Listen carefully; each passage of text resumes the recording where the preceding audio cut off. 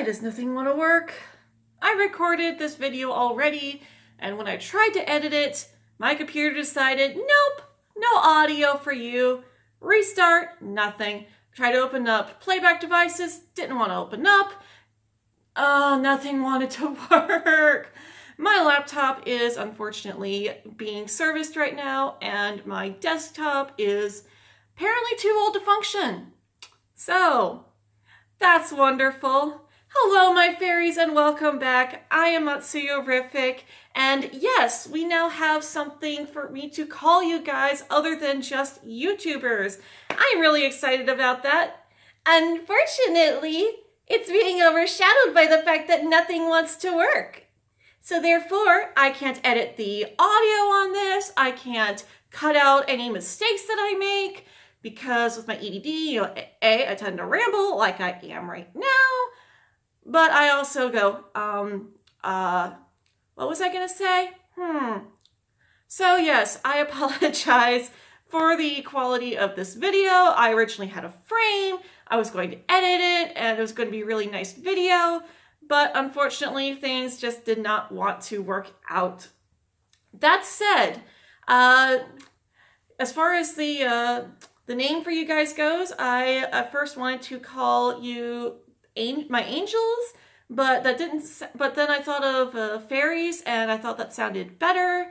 And at first I was like, well, but Angel, you know, it's my nickname, and on Tumblr I go by Angel Matsuyo. But then I was like, oh, well, I used to go by Wings Club with a 1 instead of an L. But for those of you who remember my EMV days, I used to go by Wings Club, and I don't know what happened to all of my followers from that time.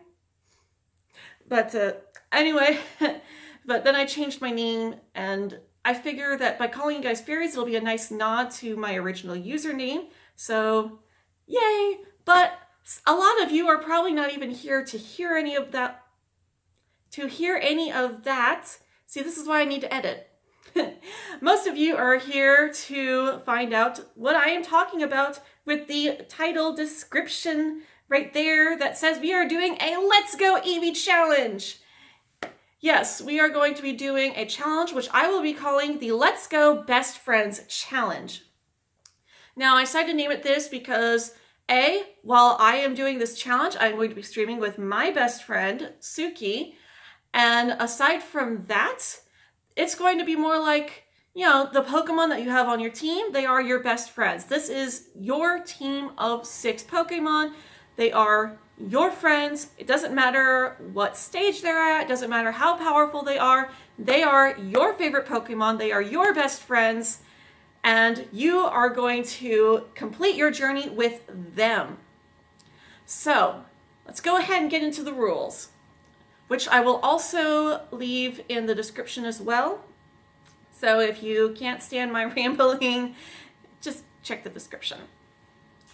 So that said, rule number 1, you and your friend must choose 3 Pokemon before the start of the game.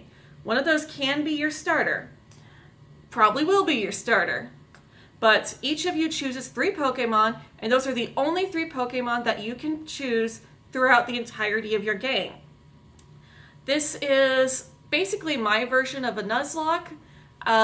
We're going to be changing things up a bit though, because there are no random encounters, so it does make things a little difficult to say, okay, well, this is my first encounter. Instead, you're just like, okay, well, you know, I've got these Pokemon that I'm going to catch, and then that's it. So you are limited to 6 Pokemon throughout the entire playthrough. And if you do not have a friend to play with, then you just choose 6 Pokemon at the start, and then those are the 6 Pokemon that you can catch, train, and then challenge the gyms and Elite Four with. The only exception to this rule are for special gym requirements, like for example, Brock's gym requires you to have a grass type. So if your Pokemon aren't, words, my goodness, words, talk, yeah, how to. But basically, you know, if your first Pokemon that you catch before Brock, if you don't plan on having a grass type on your team that early, then you can still catch a Bulbasaur or an Oddish in Viridian Forest, show it to the guy, and then box it. You are not allowed to use that Pokemon if it is not a part of your team. The reason that I wanted to go with this rule is because, like I said, your Pokemon are your best friends. So this is your team. Ash typically only caught 6 Pokemon. Sometimes he'd catch 1 or 2 others, but he never really used them. Like, for example, in Kanto, he caught a Krabby and a Muck, but he didn't really use them until the Pokemon League, and even then, they were just in rotation with his main team. But his main team was Pikachu, Bulbasaur, Charmander, Squirtle, Pidgeotto, Butterfree for a while, and then Butterfree got replaced. And, I don't think he ever got a 6th Pokemon after that. But he did eventually get, he had his Tauros and his Muck and his Krabby, which evolved into Kingler. So we're basically trying to emulate that. The words! Oh my gosh, I've got the rules right here on screen. So, okay, rule number 2 is that each person is going to have control over their 3 Pokemon. So say you're player 1, you have control over your 3 Pokemon, and then that's it. Your other player 2, has control over their 3 Pokemon. They get to make all the decisions regarding that Pokemon, including what moves it learns, what moves it uses in battle. If they've got control of the starter, they control what hairstyle they have and what clothing they have. Of course, you get to pick your clothes, but that said, it's basically, you're traveling with your friend and you each have 3 Pokemon and you're working together to challenge the Pokemon League. Rule number 3 is that each player must have the same number of Pokemon on the team at the same time. So that means that if you've got your starter, your partner, you can use your starter until your partner catches their first Pokemon. But if you have 2 Pokemon and your partner only has 1, you cannot use your second Pokemon until your partner has both of their Pokemon. So let's say your first 2 Pokemon are both caught before Brock, but your partner's second Pokemon doesn't get caught until you fight Lieutenant Surge. Say their second Pokemon is Diglett. You won't be able to use your second Pokemon until you get to Diglett's cave and your partner is able to catch their Diglett.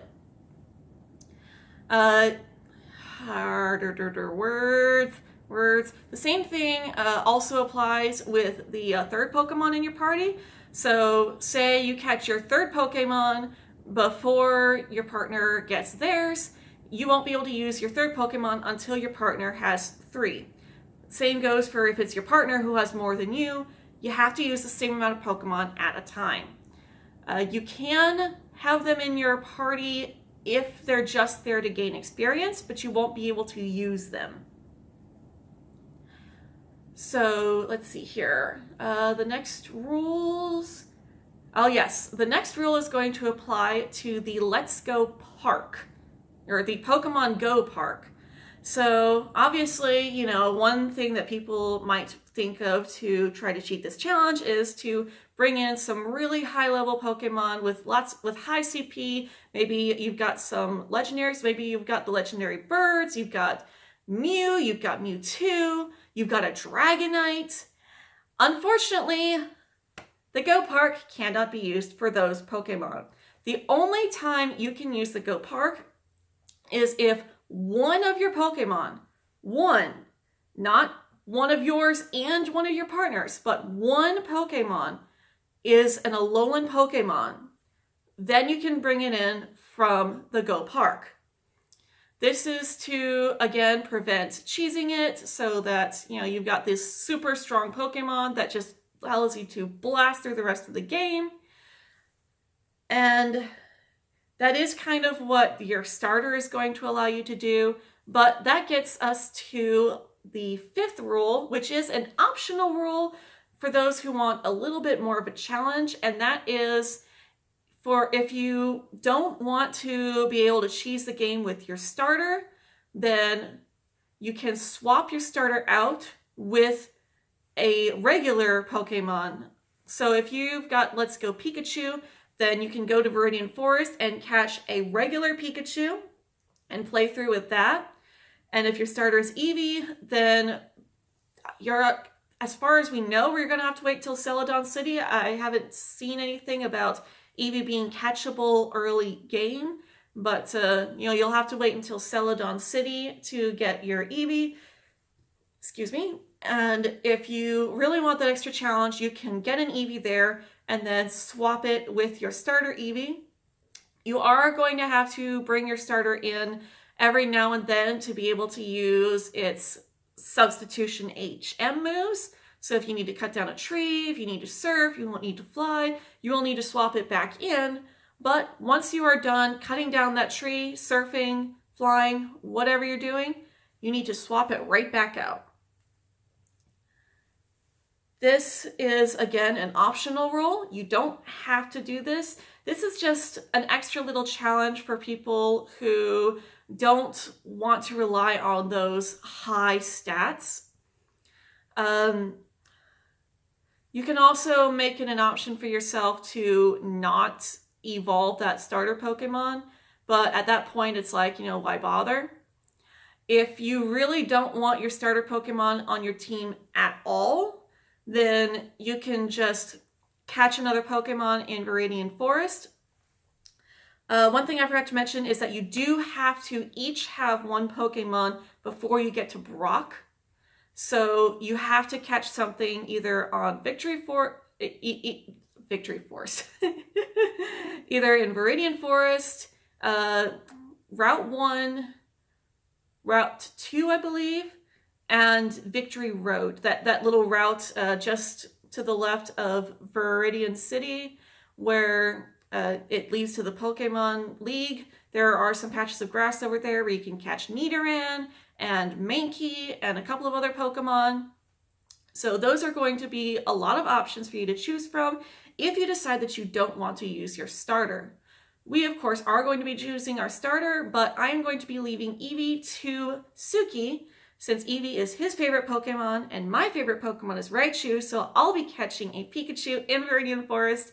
So if you do prefer Pikachu over Eevee, don't worry, we will have both on our team until we get to Vermilion City, in which case I'm evolving it. By then it should have all the moves that I want it to learn, so that's going to be fun. Excuse me. Wow, this is why I need to edit my videos. Oh my goodness. Oh, I hate not being able to edit my videos. I really, really do. As far as the streams are going, yes, I will be live streaming. We will be live streaming this game. We are going to start at 12:30 Eastern Standard Time in the morning, Friday morning. It might be a couple minutes early or late, depending on how long it takes me to get home, how long it takes me to check out. It takes me 20 minutes to get from the store back to my apartment. So, and probably about 18 if I really walk fast, which I probably will because I'm excited to play these games. Oh my goodness.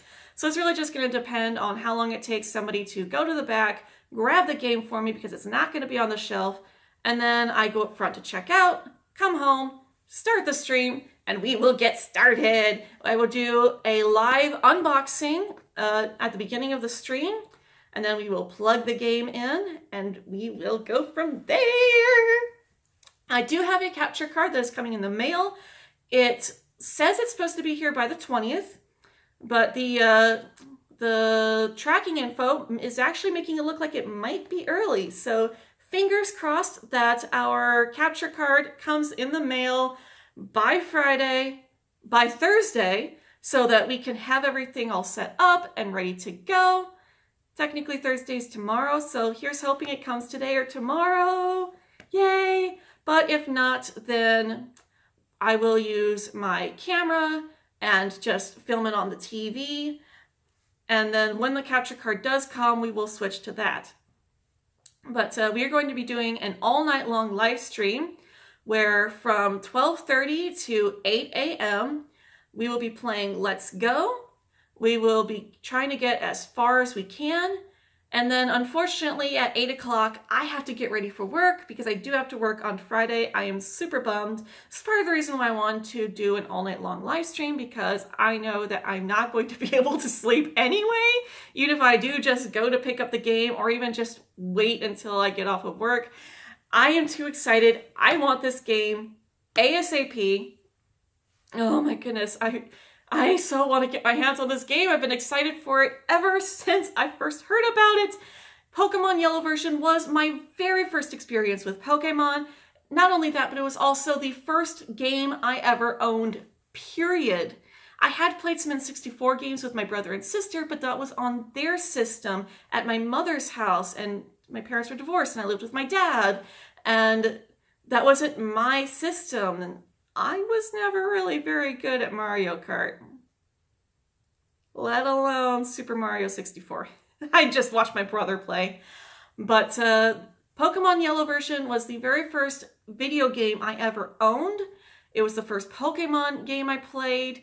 And those of you who saw my top 10 video several years ago, which does need to be updated, I'll probably update when Gen 8 comes out, but you might know the story about my Clefable, which got me through my game. And yes, I will be using a Clefable in this playthrough. It will be my second Pokemon. Pinkaminix is returning, and she is going to kick so much tail. I am excited.